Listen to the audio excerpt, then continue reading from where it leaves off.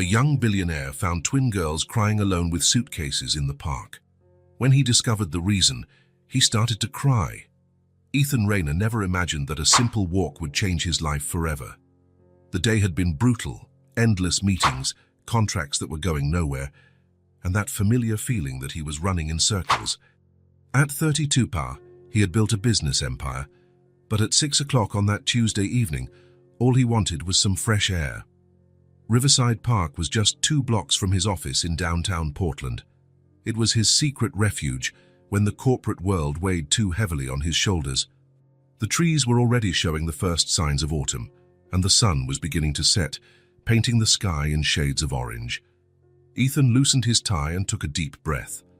A few people hurried past, on their way home from work. An elderly couple fed pigeons near the fountain.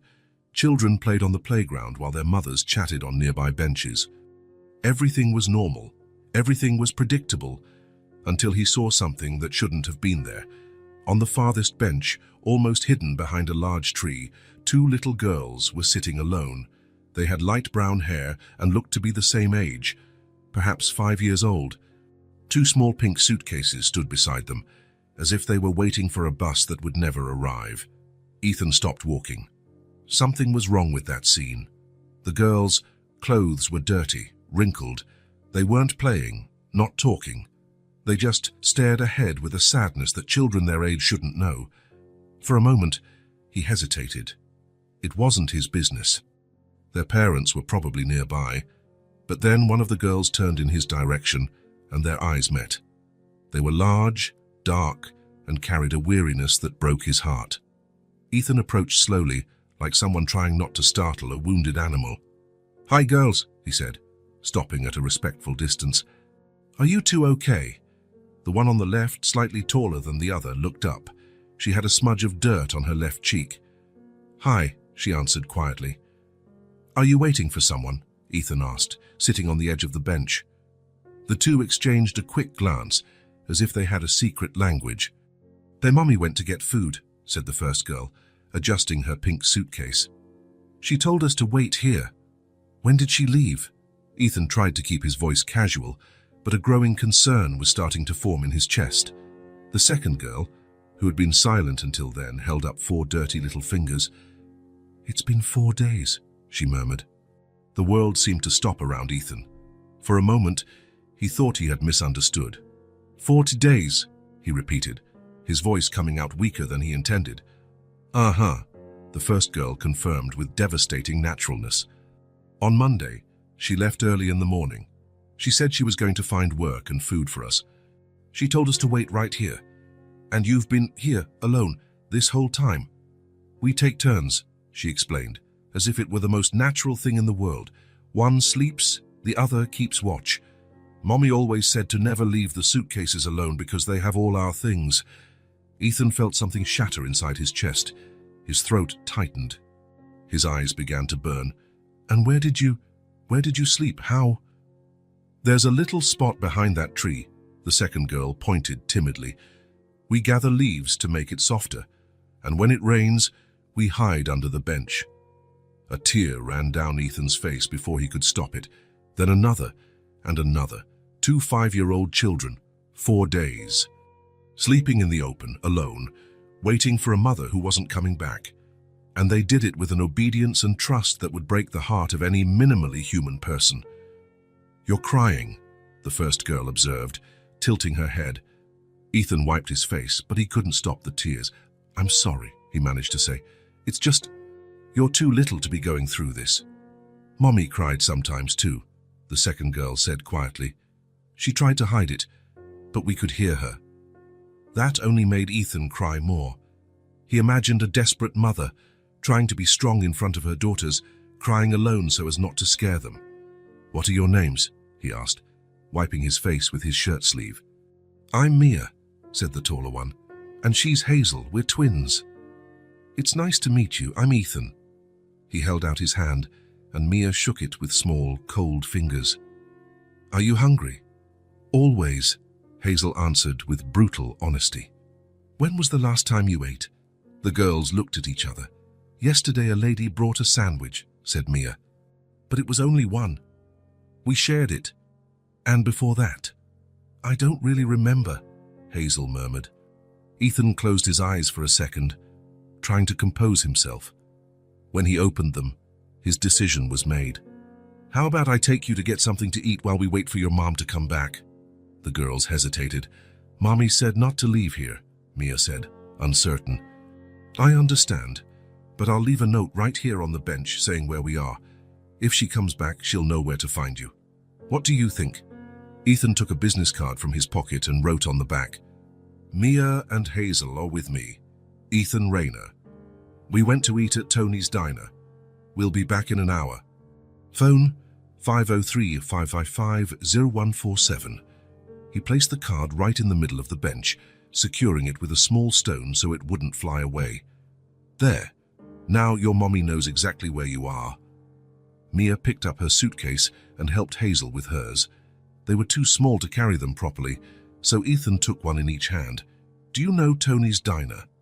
It's right around the corner. We've seen it, said Mia. It smells good. And it has colorful lights in the window, added Hazel.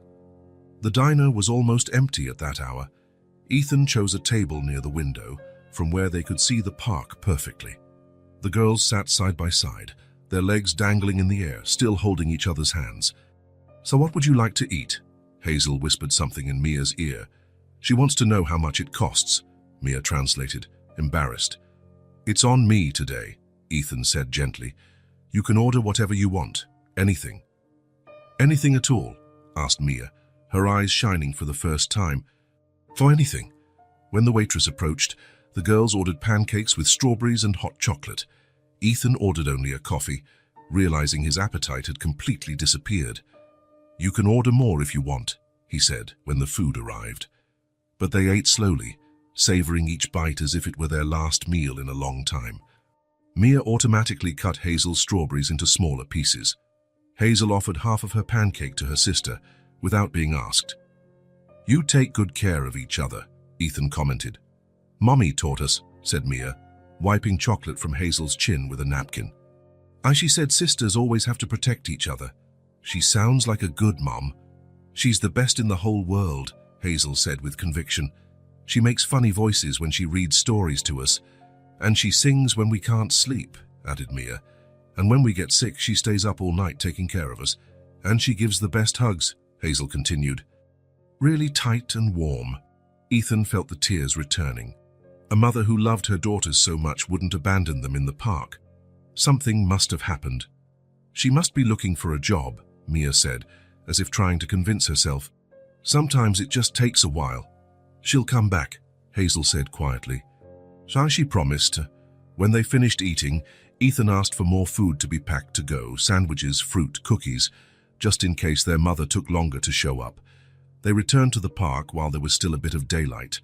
The girls ran ahead, anxious, but stopped abruptly when they saw the bench was exactly as they had left it. The note was still there, untouched. No sign that anyone had come by looking for two little girls. Mia picked up the note and examined it, as if something might have changed. Hazel looked all around the park, behind every tree, as if her mother might be hiding. Mommy, she called out softly. Only the wind answered. Now what? Asked Mia, and for the first time her voice trembled a little. Ethan checked his watch. It was already past 8 o'clock.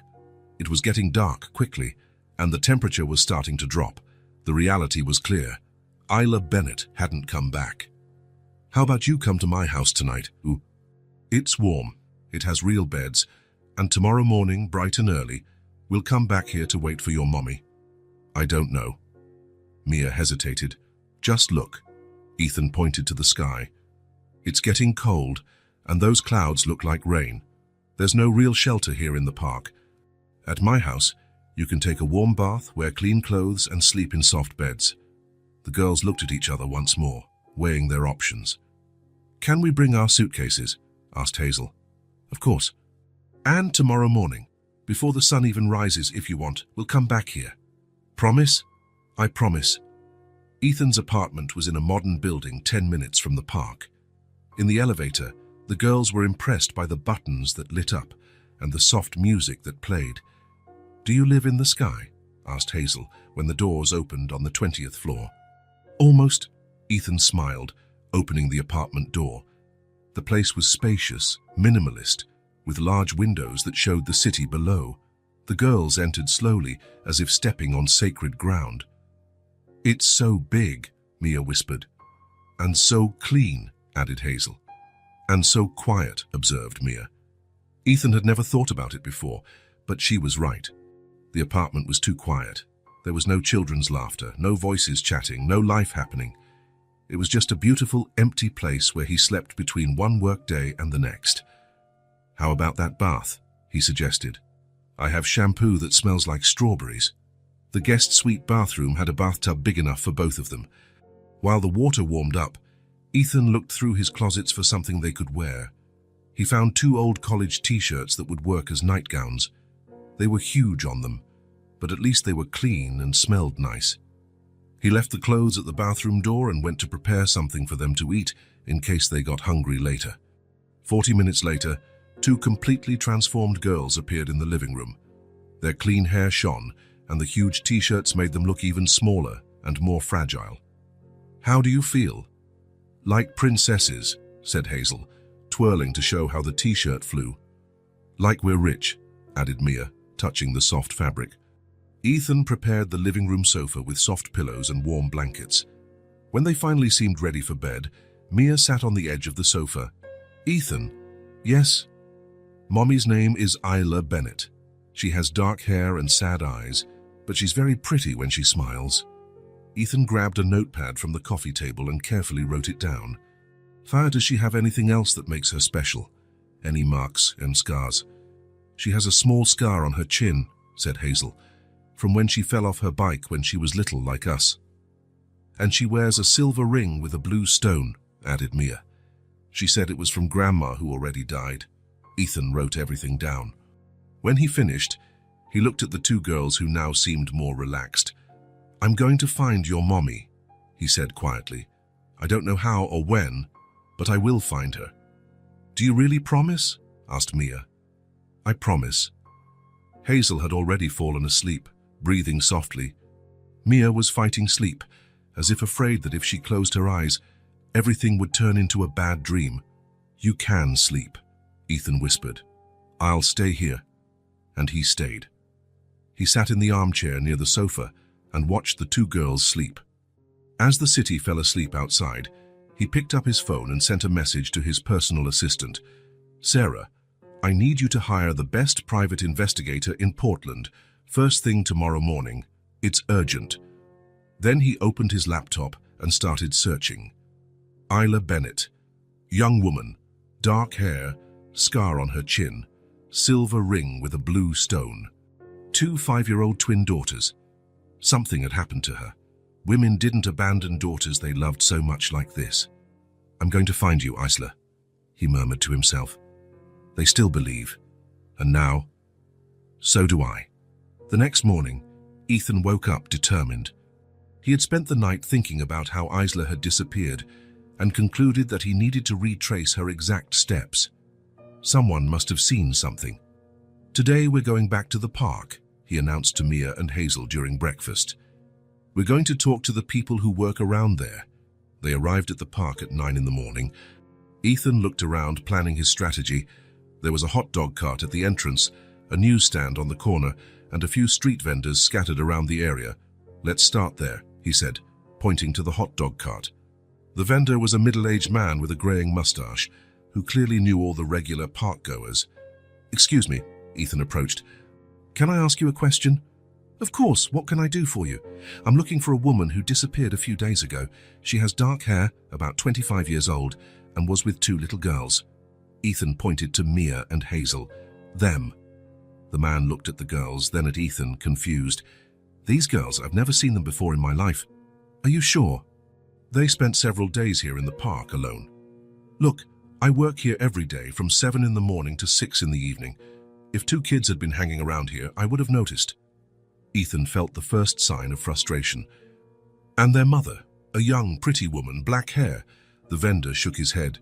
"I don't remember seeing anyone like that." "Sorry, I can't help."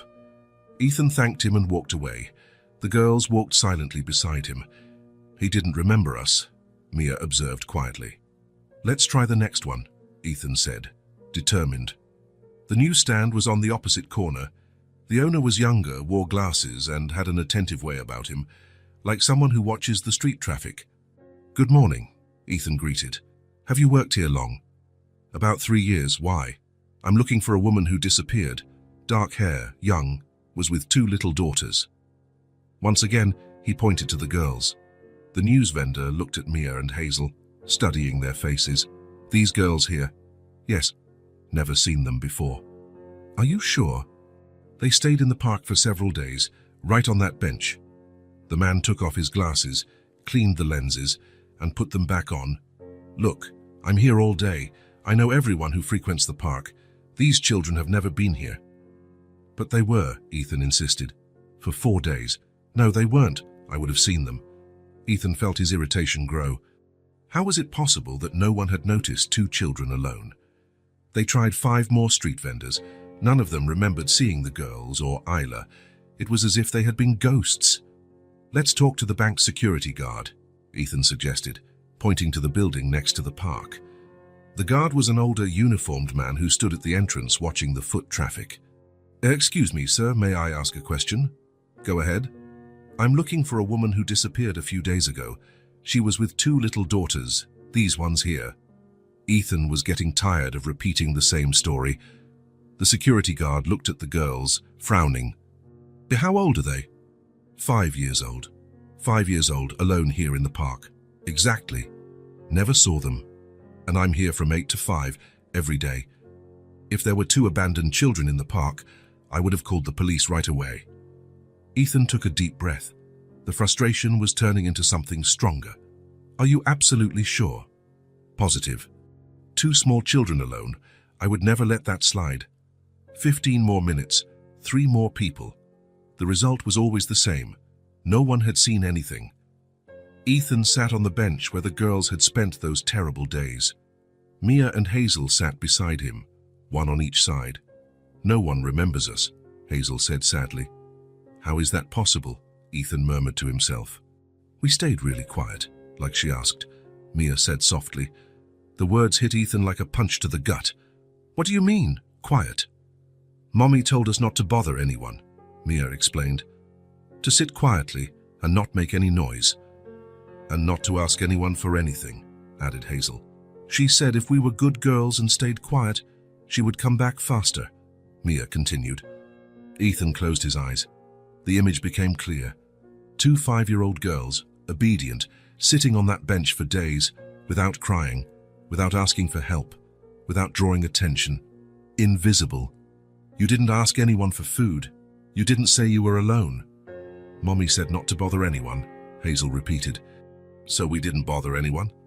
And when someone walked by, we pretended we were playing out," said Mia, "or that we were waiting for someone who was coming soon." "How did you get food?" "Sometimes there were leftovers in the trash," Hazel said, as if it were normal. "And one time a lady brought a sandwich. But we shared it very carefully." Ethan felt a dull anger growing inside him, not at the girls, not at Isla, at the people, at all those people who had passed by for 4 days and hadn't seen 2 children clearly in a state of abandonment. Or worse, they saw and pretended they didn't. "Where did you sleep again?" "Back there, behind the tree," Mia pointed. "There's a little corner where no one can see." Ethan got up and went to the spot.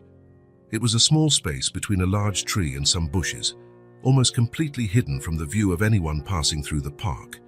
There were dry leaves piled up, clearly arranged to serve as a makeshift bed. He returned to the bench where the girls were waiting. 2 5-year-old children, he said out loud, not to them but to the universe.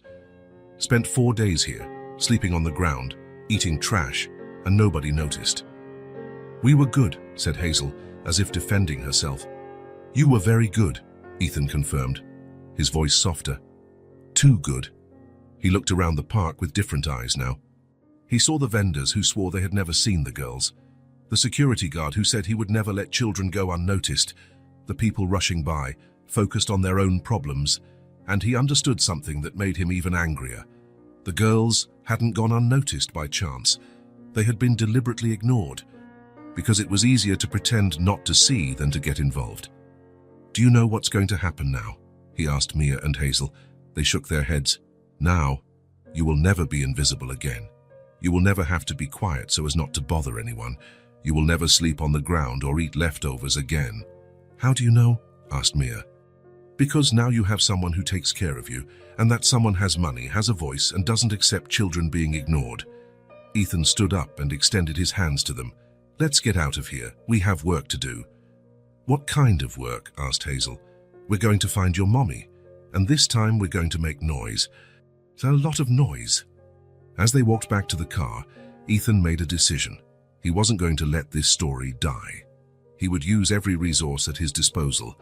He would put ads in the newspapers, posters on the streets, use his connections. Isla Bennett would no longer be a lost woman nobody was looking for, and Mia and Hazel would no longer be two children who went unnoticed. Someone, somewhere, was going to remember seeing something.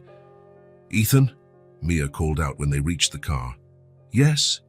Thank you for not pretending you didn't see us. Ethan's heart tightened.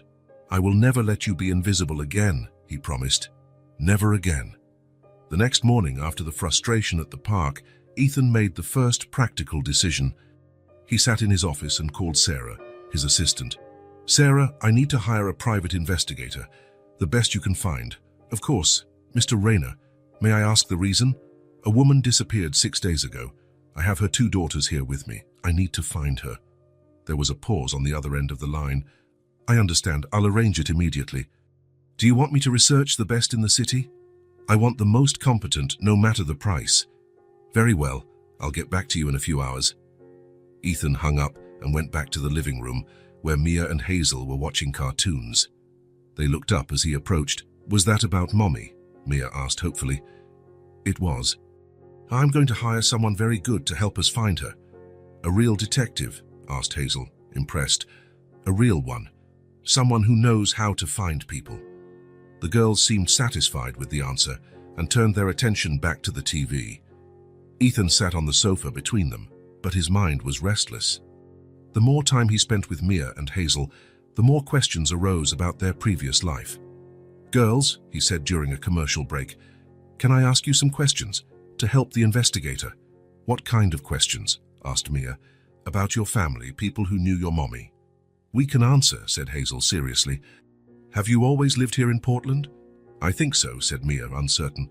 We don't remember living anywhere else. And was it always just the 3 of you? Your mommy, you, and Hazel? Always, confirmed Hazel. Mommy said we were the 3 musketeers. Ethan smiled at the expression but continued his investigation. Did she have friends? Other mothers' neighbors? The girls thought for a moment. The lady at the bakery was nice, said Mia. Sometimes she gave us old bread. And there was a lady in our building who always asked if we were okay, Hazel remembered. But Mommy didn't talk much to other people, added Mia. She was kind of shy. Ethan made a mental note. Isla seemed to be a reserved person, probably out of necessity. When you're struggling to survive, there's no time for a social life. What about doctors?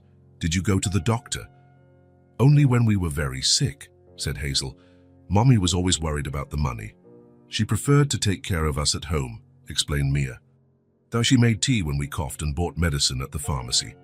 More evidence that their financial situation was difficult. Ethan felt a pang of sadness thinking of Isla, calculating every penny, too worried about money to take her daughters for regular checkups. And school, do you go to school? The girls exchanged that knowing look. Mommy teaches us at home, said Mia. She said when she gets enough money, we'll go to a real school. Is she a good teacher? The best, said Hazel with conviction.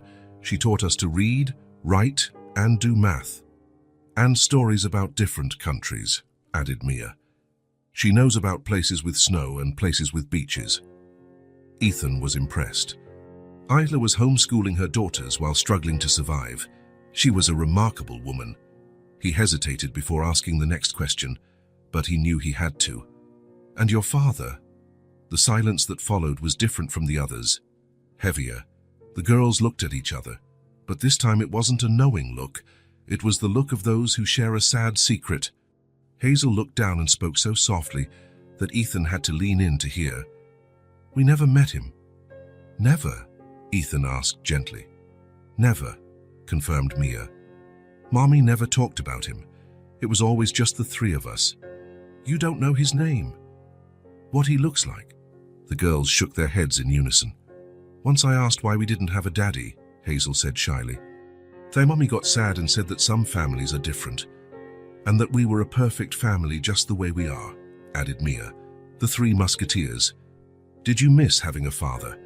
Sometimes, admitted Mia, when I saw other kids with their daddies at the park. But Mommy always said she loved us enough for two, said Hazel. Sadly that she had the love of a mother and a father combined. Ethan felt something break inside his chest.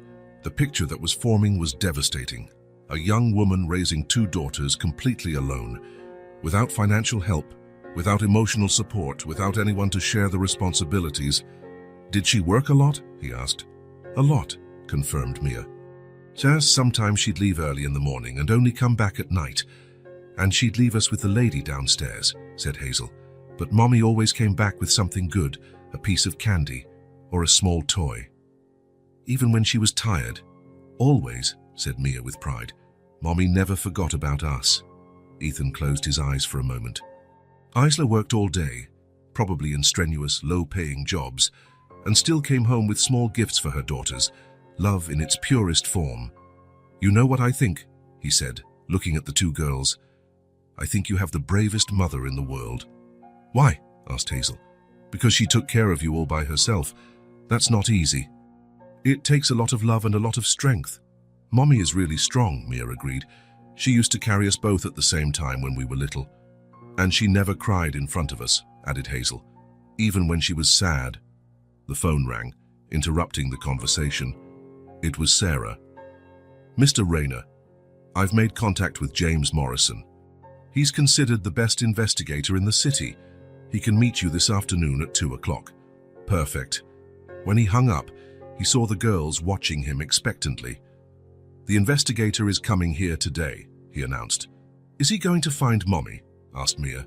We're going to do everything in our power, Ethan promised.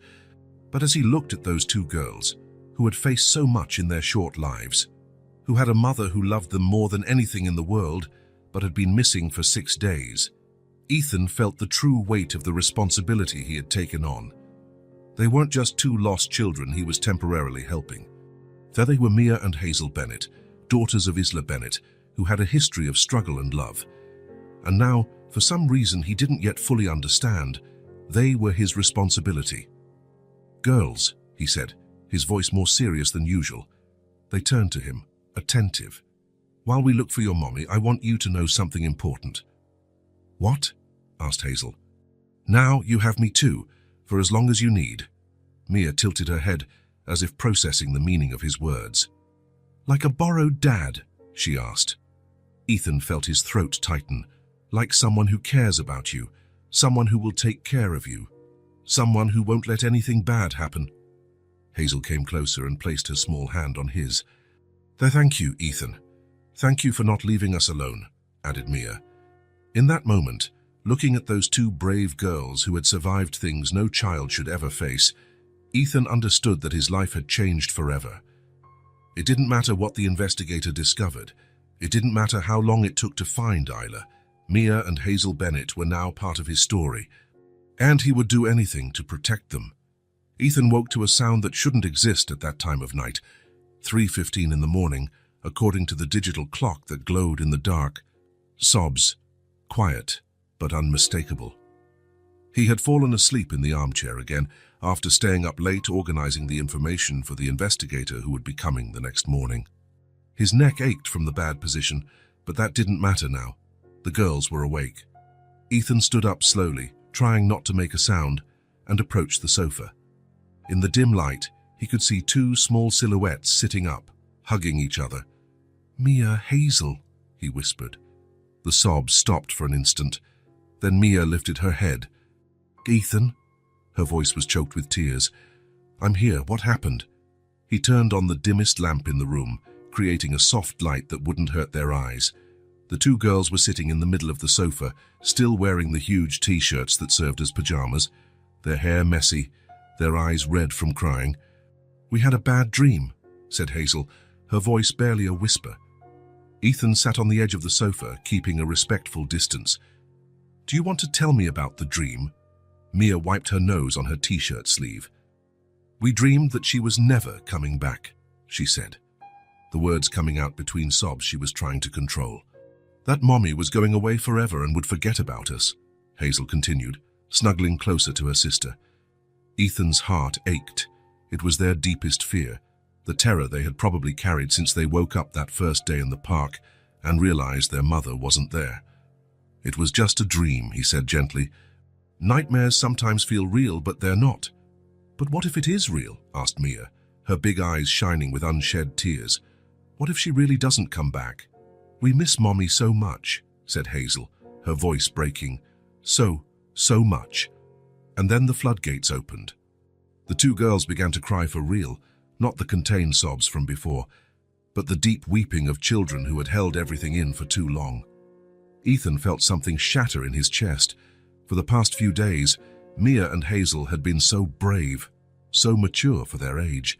They had accepted the situation with a resignation that impressed him. But now, in the darkness of the early morning, when their defenses were down, the real pain emerged. They were just 5-year-old children who wanted their mother. Without a second thought, Ethan got off the sofa and sat on the floor in front of them, at their eye level. Come here, he said softly, opening his arms. Mia was the first to move, sliding off the sofa and straight into his lap. Hazel followed immediately, settling on the other side. Ethan wrapped them in his arms and let them cry. I know you miss her, he murmured, stroking their messy hair. It's normal to miss her. It shows how much you love her. But it hurts so much, Mia sobbed against his chest. I know it hurts. Missing someone really hurts. What if she's lost? Asked Hazel. What if she can't find her way back? Ethan took a deep breath before answering. He couldn't make promises he might not be able to keep, but he had to give them hope. Listen, he said, pulling back a little so he could look into their eyes. He held one of each of their hands. To mothers like yours, don't give up. She didn't leave because she wanted to. Something happened and now she's trying to get back to you. How do you know? Asked Mia, sniffling. Because I've seen how she raised you.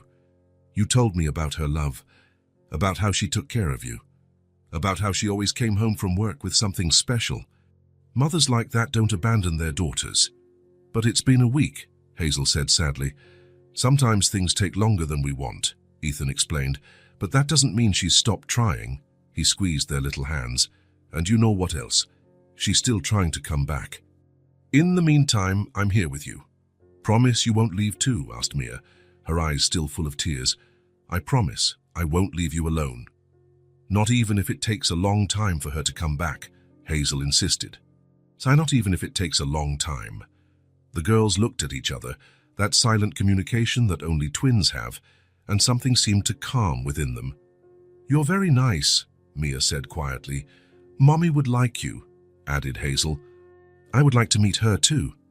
They stayed like that for a while, sitting on the living room floor, Ethan holding the two girls as they finally relaxed. Their breathing became calmer, more regular. Are you sleepy? He asked after a few minutes. A little, admitted Mia. But what if the nightmare comes back? Asked Hazel, worried. Go then, you call me and I'll come running. You can call me as many times as you need, even in the middle of the night, especially in the middle of the night. Ethan helped them get settled on the sofa again, arranging the blankets around them. But when he went to stand up, Mia held his hand. Can you stay close by? Of course. He settled on the floor, leaning against the sofa, where they could touch him if they needed to. In a few minutes, they were both asleep again, but this time, not alone. Mia had one hand resting on his shoulder. Hazel had turned on her side and her small hand rested on his arm. They slept leaning against him, confident that he would be there if they woke up. Ethan stayed there, uncomfortable on the floor, but without moving an inch. He watched the two girls sleep, their soft, synchronized breaths, their faces finally relaxed. And for the first time in a long time, perhaps for the first time in his life, he felt truly needed. Not as a successful businessman who solved complex problems, not as someone with money and influence, but as a person who mattered to other people, as someone whose presence made a real difference in someone's life. 2 5-year-old girls needed him. They trusted him. They slept leaning against him because they felt safe by his side. It was a terrifying responsibility, and at the same time, the most rewarding feeling he had ever experienced. He looked up at the ceiling, thinking of Isla Bennett, wherever she was. "Your daughters are incredible," he thought. "Brave, loving, loyal. You did an extraordinary job raising them, and I swear I will take care of them until you come back. They will never feel abandoned or alone again. And when you come back, because I believe you will come back, you will find your daughters safe and loved." The first light of morning began to filter through the windows, finding Ethan still on the floor, still watching over the sleep of the two girls who had changed his life forever. A week had passed since that difficult night, and something had changed in Ethan's apartment. It wasn't just the childish voices echoing through the hallways or the makeshift toys scattered around the living room. It was something more subtle, more profound. It was the feeling that this place finally had life. The mornings began to follow a natural routine. Ethan would wake up before the girls and prepare breakfast, setting 3 plates on the table instead of the solitary one he had used for years.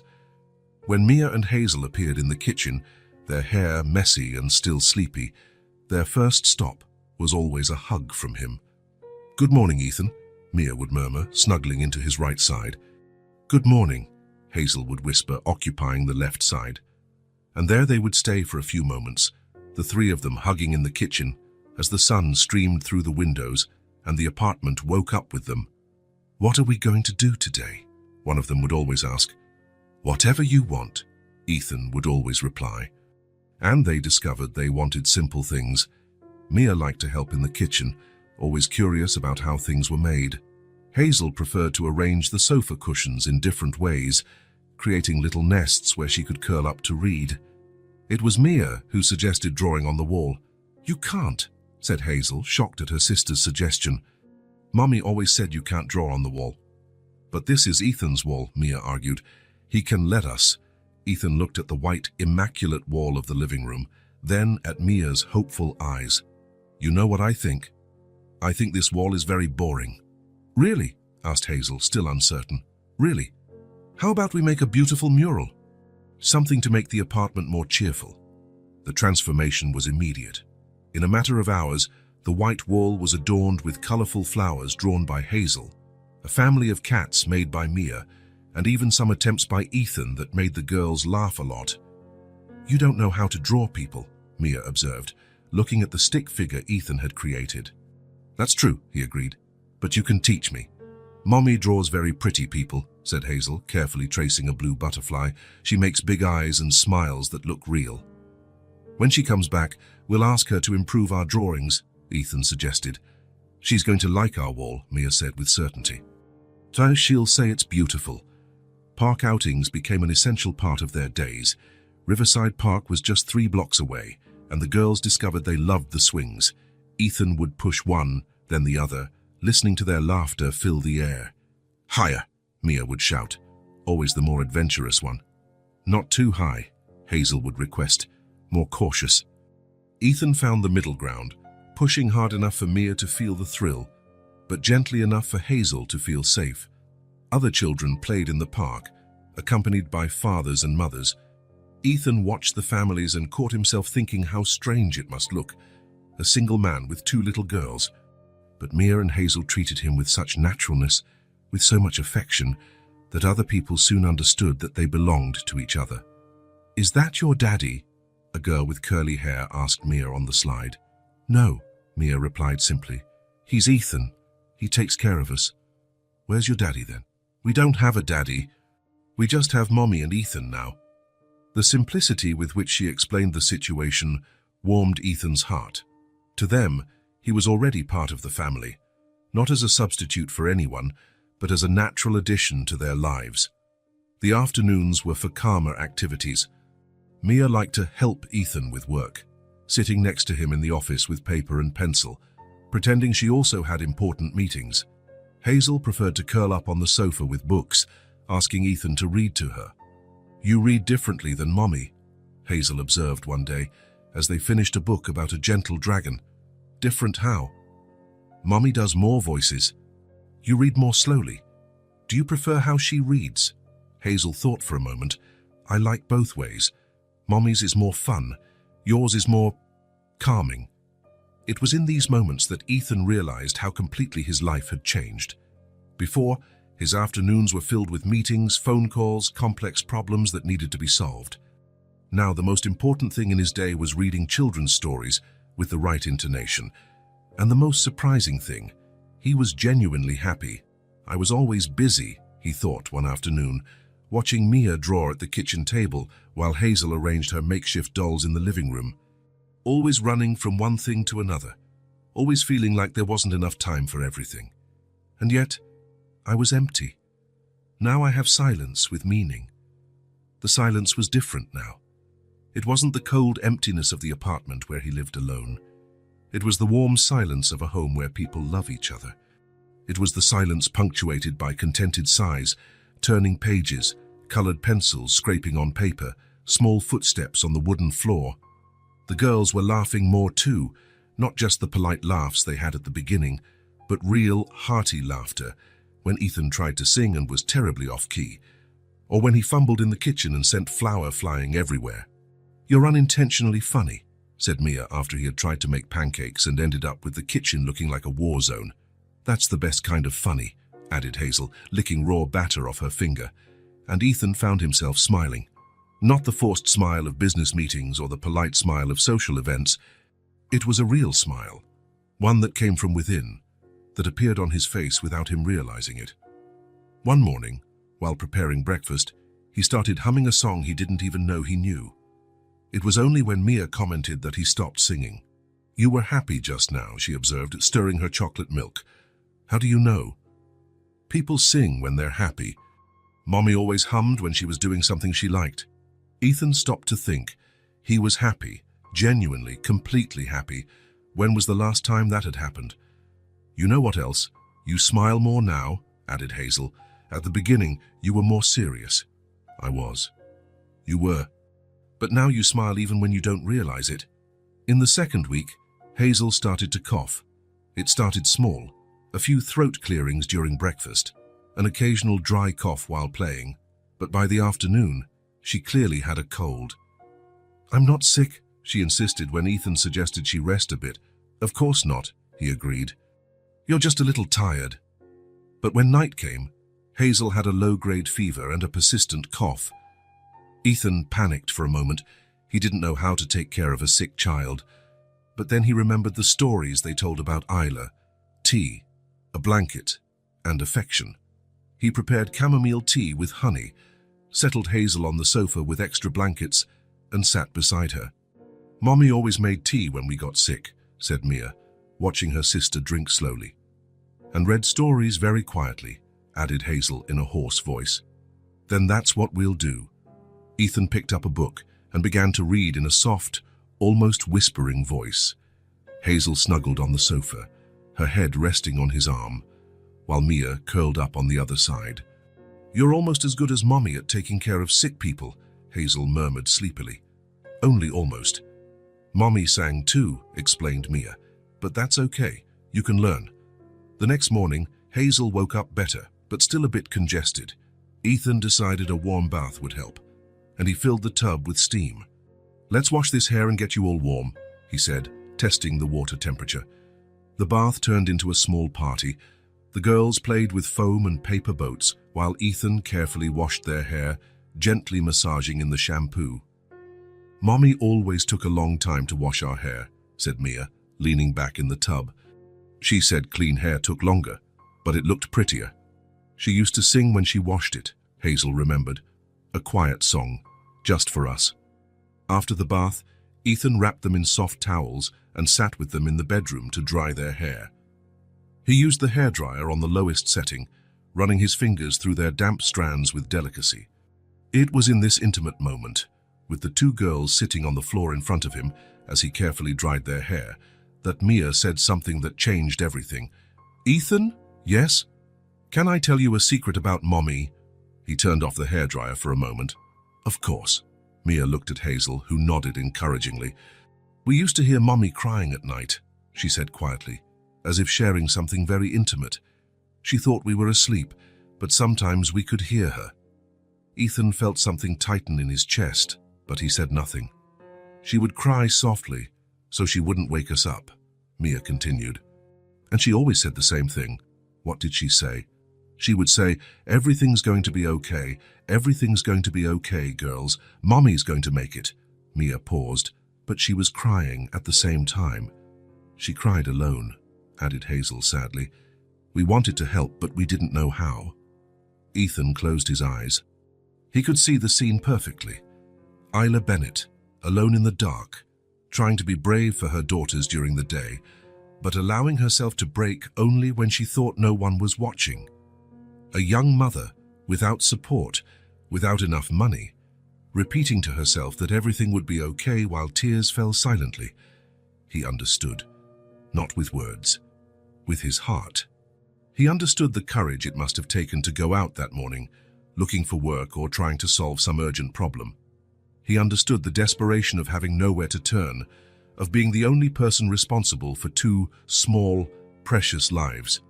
He understood that Isla Bennett had not disappeared by choice. "She was trying to be strong for you," he finally said, his voice softer than he intended. "We knew," said Mia. "That's why we never said we heard her." "We pretended to be asleep," added Hazel, "so she wouldn't be embarrassed to cry." Ethan opened his eyes and looked at the two girls. 5 years old, and they already understood about protecting the feelings of someone they loved. They already knew about silent sacrifice and unconditional love. Isla Bennett had raised two extraordinary people. "You two are very special," he said, turning the hairdryer back on. "Your mommy did an amazing job raising you." "Do you think she's crying now?" asked Hazel, worried. "Alone, wanting to come back to us?" Ethan finished drying their hair before answering. "I think wherever she is, she's thinking of you and trying her best to come back. And I think she's not crying alone anymore." "Why not?" "Because now she knows you have someone taking care of you, someone who will make sure you're safe until she can get back." That night, while the girls slept, Ethan lay awake thinking about Isla Bennett, about her lonely cries, her courage, her daily struggle to give her daughters a decent life. And he made a silent promise. When he found her, and he believed he would make sure she never cried alone again. The phone call came on a Tuesday morning, while Ethan was helping Mia draw butterflies on the living room wall. Hazel was on the sofa flipping through a storybook when the phone rang. "Ethan Rayner," he answered. "Mr. Rayner, this is James Morrison, the private investigator. I need you to come to Mercy General Hospital immediately." Ethan felt his heart race. "Did you find something?" "We found a woman, admitted for weeks after a hit and run. No identification. She was in a coma, but the physical description matches the information you gave me." "Are you sure?" "Dark hair, approximately 25 years old, small scar on her chin. And Mr. Rayner, she's wearing a silver ring with a blue stone." Ethan closed his eyes. It was her. "I'm on my way." He hung up the phone and turned to the girls, who were watching him with curiosity. "Was that about Mommy?" asked Mia, dropping her colored pencil. "It might be. I need to go somewhere to check on something. Can you stay with Sarah for a few hours?" "Is it her?" Hazel insisted, getting up from the sofa. "I don't know yet, but I'm going to find out." 20 minutes later, Ethan was at Mercy General Hospital, following James Morrison down the white corridors that smelled of disinfectant. "She's in the ICU," the investigator explained as they walked. "She was hit by a car 3 weeks ago on a Monday morning. The driver fled the scene. She was unconscious when the ambulance arrived. No purse, no ID." 3 weeks, Ethan repeated, "exactly when Isla disappeared." "Exactly. That's why we believe it's her." They stopped in front of a glass door. Morrison pointed inside. "Is that her?" Ethan looked through the glass and felt the world stop. She was there. Thin, pale, connected to machines that monitored her vital signs. But she was unmistakably the woman Mia and Hazel had described with so much affection. Dark hair spread across the pillow, the delicate face the girls had inherited. And yes, a small scar on her chin. "It's her," Ethan said, his voice coming out weaker than he intended. "So it's Isla Bennett." Morrison made some notes. I'll arrange for the official identification. Do you want to go in?" Ethan nodded, unable to tear his eyes away from the woman in the bed. The nurse in charge of the ICU was a middle-aged woman with a motherly demeanor. "Is she a relative of yours?" she asked when Ethan identified himself. "No. But I'm taking care of her daughters, 2 5-year-old girls." The nurse's expression softened. Her daughters were looking for her. They were waiting in the park where she left them 3 weeks ago. "My God," the nurse murmured. 3 weeks alone. She must have been coming to the hospital when she was hit. "We don't know. She was crossing the street downtown when she was struck. The driver didn't stop to help." Ethan approached the bed. Isla looked even younger and more fragile than he had imagined. He could see the resemblance to her daughters in the shape of her face, her small nose, the curve of her lips. "She's been here since the day she disappeared," the nurse said quietly. "No one came for her. We had no way to identify her. What's her condition?" "Stable, but still unconscious.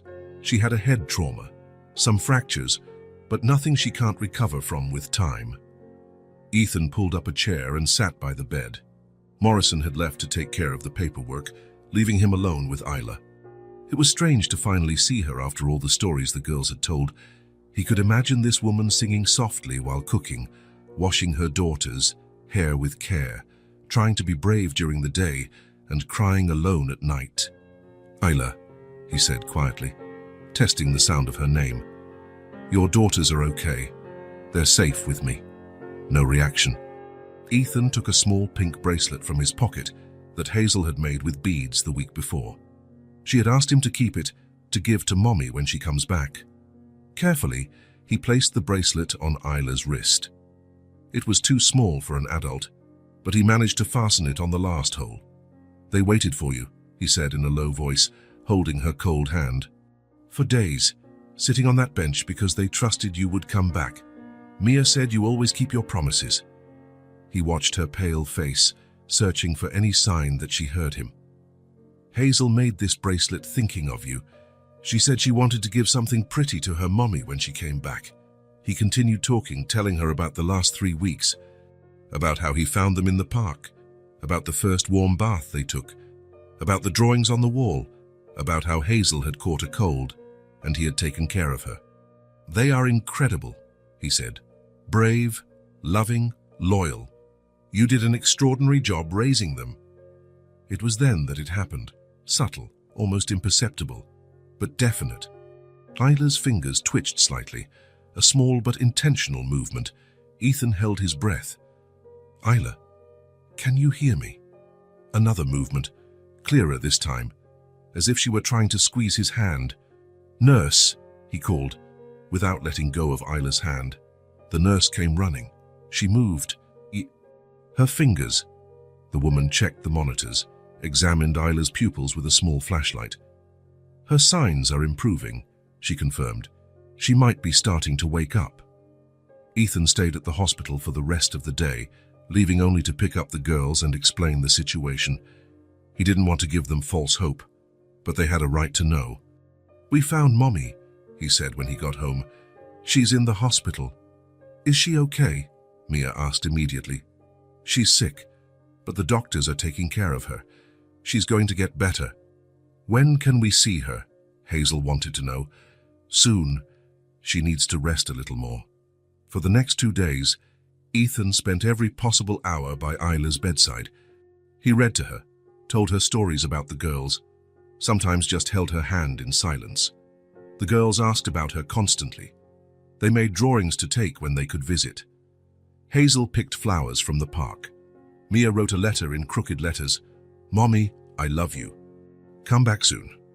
On Thursday morning, when Ethan arrived at the hospital as usual, the nurse greeted him with a smile. "She's waking up," she said.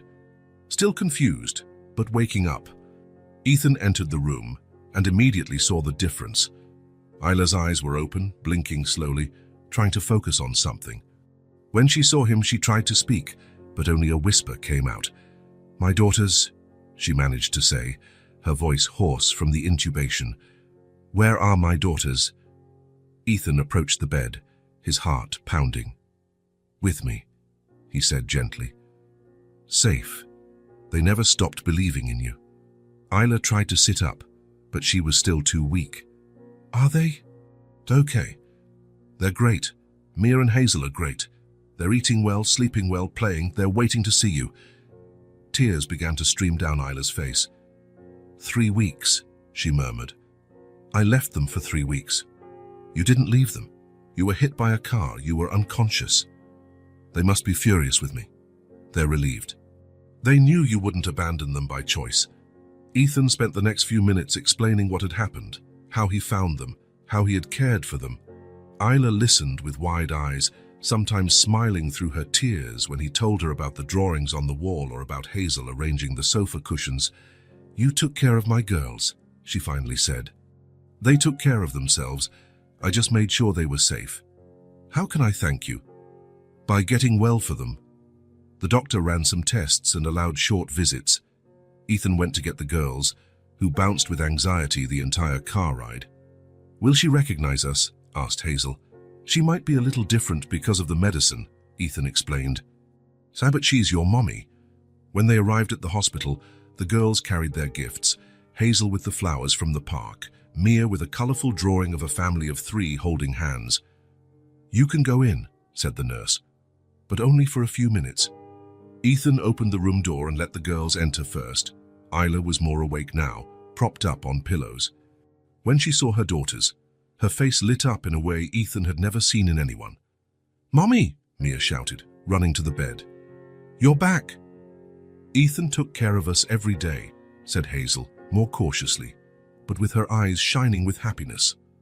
Isla extended her arms, and the 2 girls snuggled into her carefully, avoiding the wires and machines.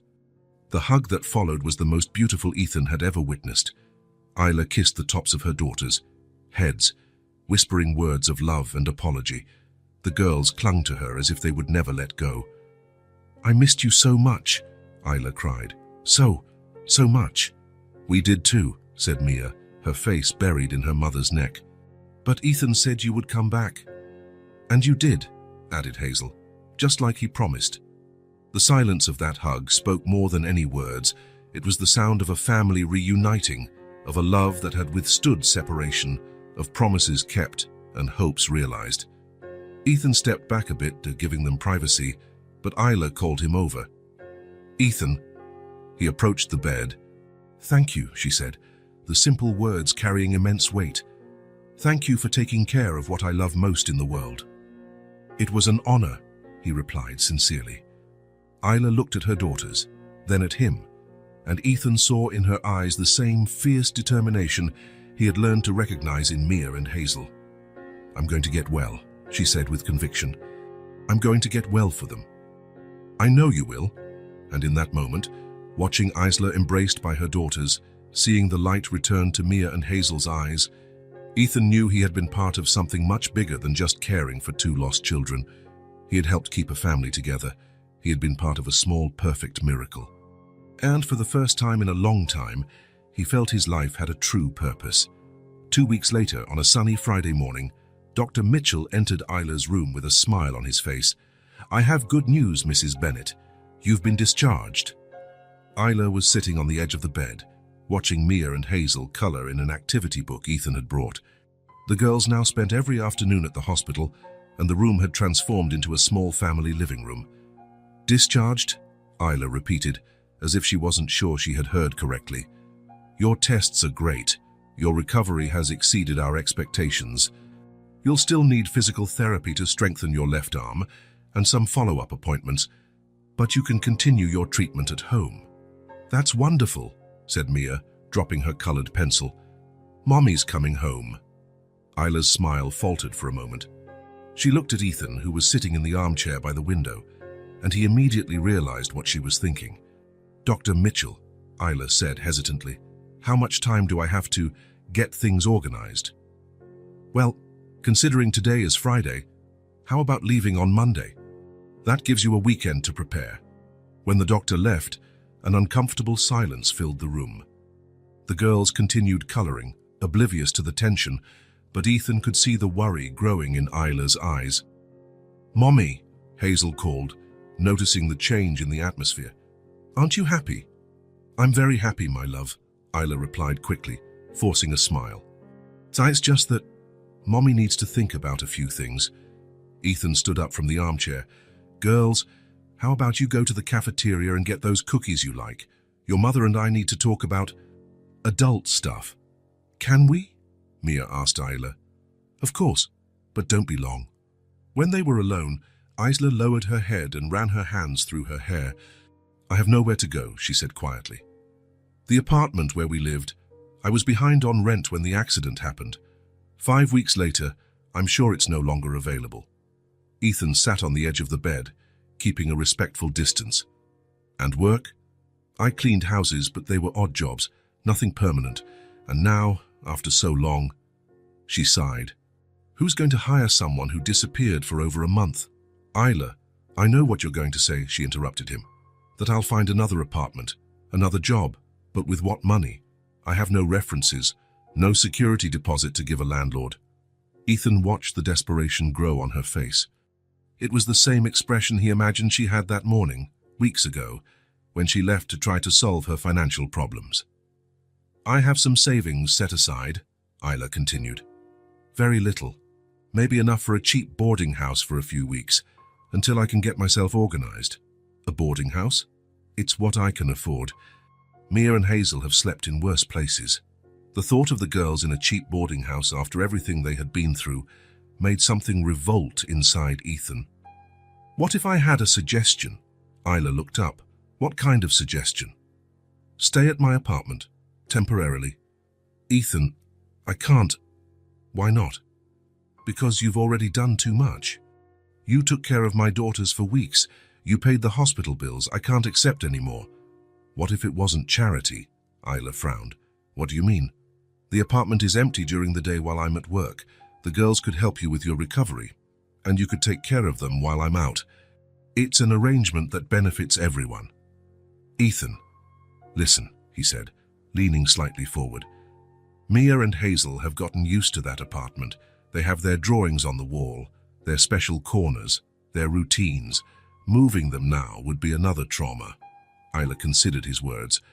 But I have no way to pay. I'm not asking for payment. I'm offering a space for you to recover. All of you. Why? Asked Isla, genuinely confused. Why would you do this for people you barely know? Ethan thought about the answer. How could he explain that these people he barely knew had completely changed his life?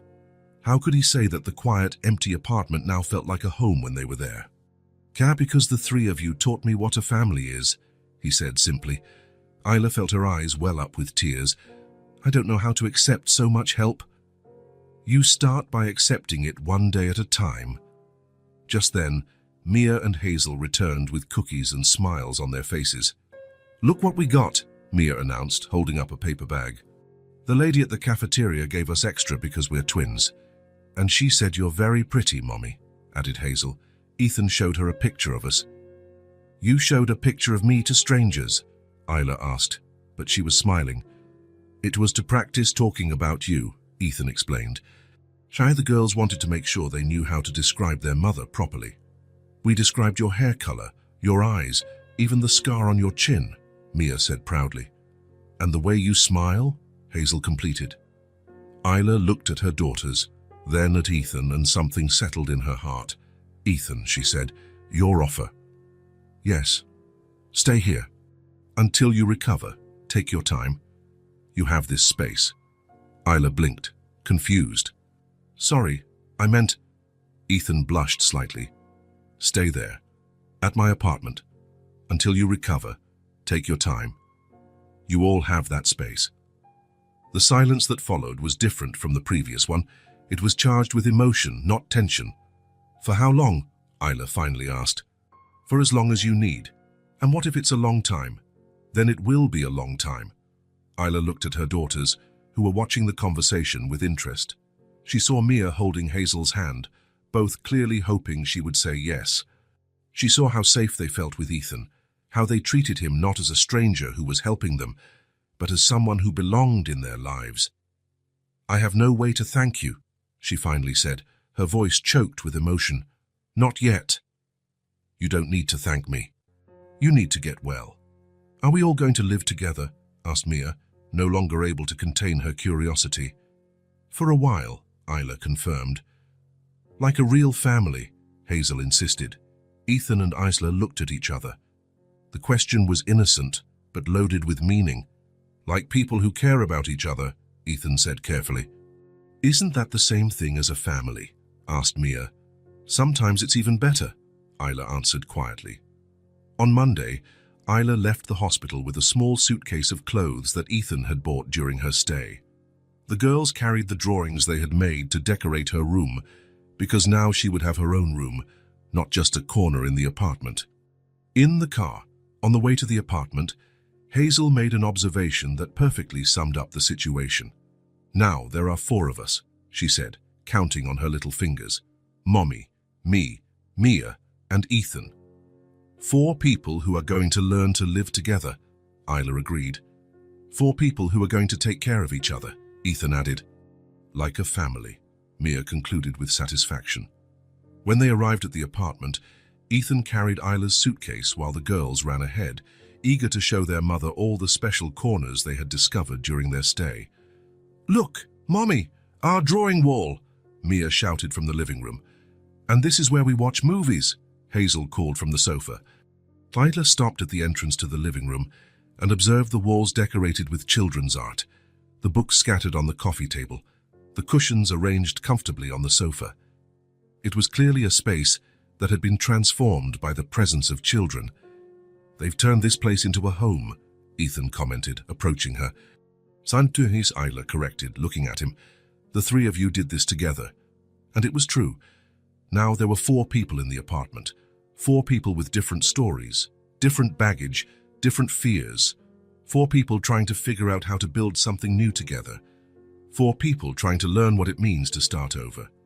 Isla looked around one more time, at her daughters who were finally safe and happy, at the man who had saved her family when she couldn't, at the apartment that would now be their temporary home. And for the first time in a long time, she felt that maybe, just maybe, everything really was going to be okay. 2 weeks later, on a sunny Friday morning, Dr. Mitchell entered Isla's room with a smile on his face. I have good news, Mrs. Bennett. You've been discharged. Isla was sitting on the edge of the bed, watching Mia and Hazel color in an activity book Ethan had brought. The girls now spent every afternoon at the hospital, and the room had transformed into a small family living room. Discharged, Isla repeated, as if she wasn't sure she had heard correctly. Your tests are great. Your recovery has exceeded our expectations. You'll still need physical therapy to strengthen your left arm and some follow-up appointments, but you can continue your treatment at home. That's wonderful, said Mia, dropping her colored pencil. Mommy's coming home. Isla's smile faltered for a moment. She looked at Ethan, who was sitting in the armchair by the window, and he immediately realized what she was thinking. Dr. Mitchell, Isla said hesitantly. How much time do I have to get things organized? Well, considering today is Friday, how about leaving on Monday? That gives you a weekend to prepare. When the doctor left, an uncomfortable silence filled the room. The girls continued coloring, oblivious to the tension, but Ethan could see the worry growing in Isla's eyes. Mommy, Hazel called, noticing the change in the atmosphere. Aren't you happy? I'm very happy, my love, Isla replied quickly, forcing a smile. It's just that Mommy needs to think about a few things. Ethan stood up from the armchair. Girls, how about you go to the cafeteria and get those cookies you like? Your mother and I need to talk about adult stuff. Can we? Mia asked Isla. Of course, but don't be long. When they were alone, Isla lowered her head and ran her hands through her hair. I have nowhere to go, she said quietly. The apartment where we lived, I was behind on rent when the accident happened. 5 weeks later, I'm sure it's no longer available. Ethan sat on the edge of the bed, keeping a respectful distance. And work? I cleaned houses, but they were odd jobs, nothing permanent. And now, after so long, she sighed. Who's going to hire someone who disappeared for over a month? Isla, I know what you're going to say, she interrupted him. That I'll find another apartment, another job, but with what money? I have no references, no security deposit to give a landlord. Ethan watched the desperation grow on her face. It was the same expression he imagined she had that morning, weeks ago, when she left to try to solve her financial problems. "I have some savings set aside," Isla continued. "Very little. Maybe enough for a cheap boarding house for a few weeks, until I can get myself organized." "A boarding house?" "It's what I can afford. Mia and Hazel have slept in worse places." The thought of the girls in a cheap boarding house after everything they had been through made something revolt inside Ethan. "What if I had a suggestion?" Isla looked up. "What kind of suggestion?" "Stay at my apartment, temporarily." "Ethan, I can't." "Why not?" "Because you've already done too much. You took care of my daughters for weeks. You paid the hospital bills. I can't accept any more." "What if it wasn't charity?" Isla frowned. "What do you mean?" "The apartment is empty during the day while I'm at work. The girls could help you with your recovery, and you could take care of them while I'm out. It's an arrangement that benefits everyone." "Ethan, listen," he said, leaning slightly forward. "Mia and Hazel have gotten used to that apartment. They have their drawings on the wall, their special corners, their routines. Moving them now would be another trauma." Isla considered his words. "But I have no way to pay. I'm not asking for payment. I'm offering a space for you to recover, all of you." "Why?" asked Isla, genuinely confused. "Why would you do this for people you barely know?" Ethan thought about the answer. How could he explain that these people he barely knew had completely changed his life? How could he say that the quiet, empty apartment now felt like a home when they were there? "Sir, because the three of you taught me what a family is," he said simply. Isla felt her eyes well up with tears. "I don't know how to accept so much help." "You start by accepting it, one day at a time." Just then, Mia and Hazel returned with cookies and smiles on their faces. "Look what we got," Mia announced, holding up a paper bag. "The lady at the cafeteria gave us extra because we're twins. And she said you're very pretty, Mommy," added Hazel. Ethan showed her a picture of us. "You showed a picture of me to strangers?" Isla asked, but she was smiling. "It was to practice talking about you," Ethan explained. How the girls wanted to make sure they knew how to describe their mother properly. "We described your hair color, your eyes, even the scar on your chin," Mia said proudly. "And the way you smile," Hazel completed. Isla looked at her daughters, then at Ethan, and something settled in her heart. "Ethan," she said, "your offer." "Yes?" "Stay here. Until you recover, take your time. You have this space." Isla blinked, confused. "Sorry, I meant..." Ethan blushed slightly. "Stay there, at my apartment. Until you recover, take your time. You all have that space." The silence that followed was different from the previous one. It was charged with emotion, not tension. "For how long?" Isla finally asked. "For as long as you need. And what if it's a long time? Then it will be a long time." Isla looked at her daughters, who were watching the conversation with interest. She saw Mia holding Hazel's hand, both clearly hoping she would say yes. She saw how safe they felt with Ethan, how they treated him not as a stranger who was helping them, but as someone who belonged in their lives. "I have no way to thank you," she finally said, her voice choked with emotion. "Not yet." "You don't need to thank me. You need to get well." "Are we all going to live together?" asked Mia, no longer able to contain her curiosity. "For a while," Isla confirmed. "Like a real family," Hazel insisted. Ethan and Isla looked at each other. The question was innocent, but loaded with meaning. "Like people who care about each other," Ethan said carefully. "Isn't that the same thing as a family?" asked Mia.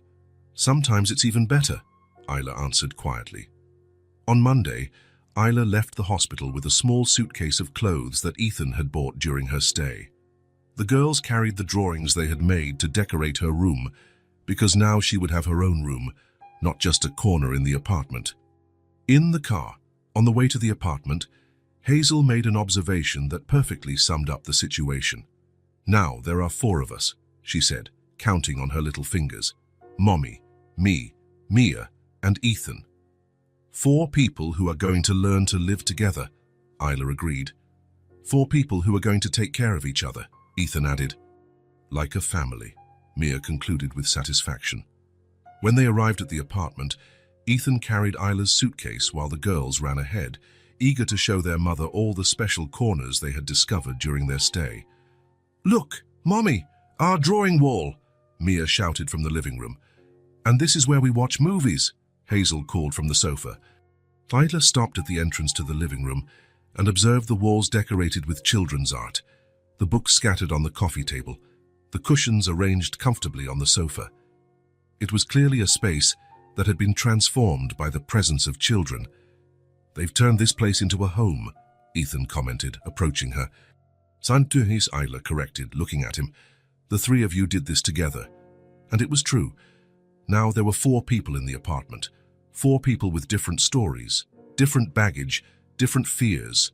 4 people trying to figure out how to build something new together. 4 people trying to learn what it means to start over. Isla looked around one more time, at her daughters who were finally safe and happy, at the man who had saved her family when she couldn't, at the apartment that would now be their temporary home. And for the first time in a long time, she felt that maybe, just maybe, everything really was going to be okay. 6 months later, on a spring afternoon, Isla held the keys to her new house with hands trembling with emotion. "Is it really ours, Mommy?" asked Mia, looking at the little yellow house with a garden in front. "It's ours," Isla confirmed, her voice full of pride. "We did it." The house was small but perfect. 2 bedrooms, a cozy living room, a kitchen with a table big enough for 4, because Ethan would always be welcome. There was a small yard where the girls could play and even a flower bed where Isla planned to plant flowers. "Can I choose my side of the room?" asked Hazel, already running towards the door. "We can choose together," replied Mia, following her sister. Ethan watched the scene, leaning against his car, a proud smile on his face. The last few months had been an impressive transformation. Isla had fully recovered from the accident, landed a steady job as an administrative assistant at a medical clinic, and saved enough for a down payment on her own house. "Aren't you coming to see?" asked Isla, approaching him. "Yeah, of course." The house smelled of fresh paint and possibilities. The girls ran from room to room, planning where they would put their toys, where they would do their homework, where they would watch television. "Your room is really big," Ethan observed. "And it has a window that looks out to the garden," said Hazel, pointing. "I can see if there are any birds." "And the kitchen has a counter where we can help cook," added Mia. Isla made a point of showing every corner to Ethan as if his approval was important, and it was. During the months in his apartment, Ethan had become more than a friend. He was part of the family they had built together. "The living room is perfect for movies," said Isla, opening the curtains to let in more light. "And for games," Ethan agreed. "You're going to love having more space." The move happened gradually over the following week. Ethan helped transport the few pieces of furniture Isla had bought, assembled the girls' bed, and installed shelves on the wall. Not because she needed the help, Isla had proven to be incredibly capable and independent, but because he wanted to be present for the important milestones in their lives. On the first Sunday in the new house, Isla prepared a special lunch, homemade lasagna, salad, and a chocolate cake the girls had helped make. The table was set for 4, as always. "So it's just like Sundays at your apartment," Mia observed, arranging the napkins. "Better," said Hazel, "because now it's our real house." During lunch, Ethan observed how they had transformed. Isla had a newfound confidence, a sparkle in her eyes that wasn't there when they first met. The girls were taller, more talkative, more self-assured. They made plans for the future, talked about school, about new friends they had made in the neighborhood. "Mrs. Rodriguez from next door said I can help in her garden," Hazel shared. "She has beautiful red roses." "And the boy from the blue house is 7 and likes to draw too," said Mia. "He showed me a drawing of a dragon." Isla smiled, serving more lasagna to Ethan.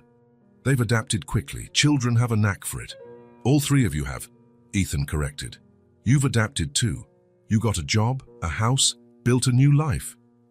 With your help. The help was just at the beginning. The rest was all your own merit." After lunch, the girls went out to explore the yard, leaving Ethan and Isla to clear the dishes in the kitchen. It was a simple but comforting domestic routine. "Do you know what I like most about this house?" said Isla, drying a plate. "What?" that I earned it with my own work. For the first time in my life, I have something that is truly mine." Ethan stopped washing the glasses. "What do you mean, the first time?" "I always depended on someone. My parents when I was little, then, well, the girl's father when I was pregnant. And when he left, any job I got, any place I lived, always felt temporary, like it could fall apart at any moment." She paused, looking out the window at her daughters playing. "But this is different. It's mine because I worked for it, because I proved that I can." "You always could," Ethan said softly. "You just needed the opportunity." The following months established a new routine. Ethan would visit 2 or 3 times a week, sometimes for dinner, sometimes just to help the girls with their homework. Isla insisted on reciprocating, inviting him for Sunday lunches, sending him meals when she knew he was busy at work. "You don't have to do this," he would always say. "I don't have to," Isla would agree. "I want to." One Thursday afternoon, Ethan arrived to find the girls doing homework at the kitchen table, math for Mia, reading for Hazel. They had started attending regular school and were loving it. "Ethan," Mia shouted when she saw him, "can you help me with this problem? The teacher explained it, but I didn't quite get it." "Of course." He sat beside her, patiently explaining how to solve subtraction problems. Hazel, who had finished her reading, snuggled up on his other side with a storybook. "Why, can you read to me later?" she asked. "I always can." Isla watched from the kitchen sink, a soft smile on her face. This scene, Ethan surrounded by her daughters, helping with homework, simply being present, had become so natural it was hard to remember what life was like before him. "Done," said Mia, finishing the last problem. "A math is easier when you explain it. You're very smart. You just needed a little bit of help." "Ethan," said Hazel, closing her book, "can I ask you something?" "Of course. Will you always be our friend?"